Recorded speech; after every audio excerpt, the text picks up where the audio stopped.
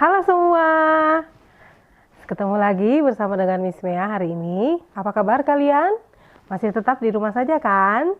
Nah, dengan kita di rumah, kita bisa memutuskan rantai penyebaran COVID-19. Jadi anak-anak, jangan kemana-mana, tetap di rumah saja. Hidup yang sehat, makan yang sehat, dan rajin mencuci tangan. Tapi apabila orang tua kalian harus keluar rumah, jangan lupa menggunakan masker. Oke, sudah siap memulai pelajaran hari ini? Mana suaranya ya? Siap ya?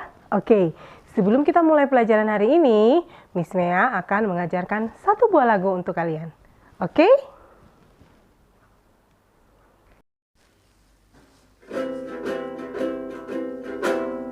Di rumah saja, di rumah saja, di rumah saja, di rumah saja, di rumah saja, jangan kemana-mana, di rumah saja. Sekali lagi ya. Di rumah saja, di rumah saja, di rumah saja, di rumah saja, di rumah saja, jangan kemana-mana.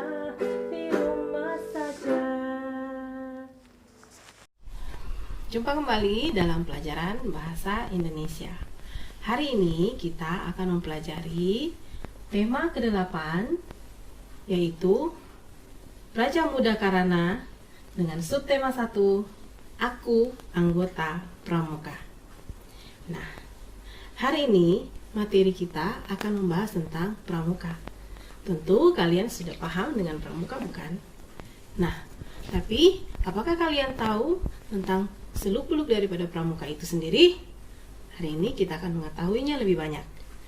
Nah, pramuka adalah singkatan dari Raja Muda Karana.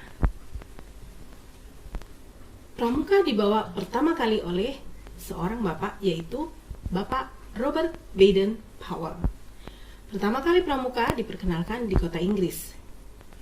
Dan Pak Robert ini juga dikenal sebagai Bapak Pandu Dunia. Pertama kali pramuka masuk ke Indonesia yaitu pada tanggal 14 Agustus, sehingga setiap tanggal 14 Agustus kita merayakan Hari Pramuka. Nah, tahukah kalian lambang pramuka di Indonesia apa coba? Lambang pramuka di Indonesia adalah tunas kelapa. Nah, alasan daripada kita memilih tunas kelapa sebagai lambang pramuka, adakah yang tahu?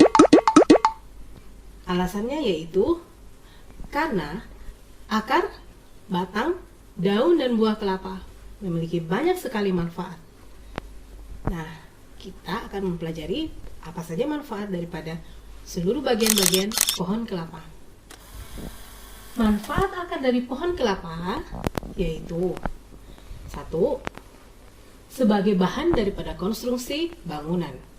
Yang kedua, akar pohon kelapa juga dipakai sebagai pembuatan kerajinan tangan.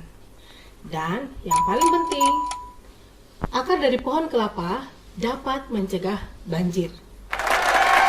Setelah itu, kita akan mengetahui tentang manfaat batang dari pohon kelapa. Batang dari pohon kelapa ternyata juga bisa dipakai sebagai pengganti kayu konstruktif. Dan yang kedua, batang pohon kelapa juga bisa dipakai sebagai peralatan alat rumah tangga. Nah, dan yang ketiga, batang pohon kelapa juga kita lihat di dalam perabotan rumah yang ada di rumah kita. Manfaat dari daun kelapa. Ternyata daun kelapa juga bisa kita pakai sebagai lapisan dari atap rumah. Yang kedua, bahan dari pembuatan sapu lidi. Tentu kalian tidak asing dengan benda ini, bukan? Selain itu, daun dari pohon kelapa juga bisa dipakai untuk membuat ketupat. Nah, siapa yang suka membantu ibu membuat ketupat?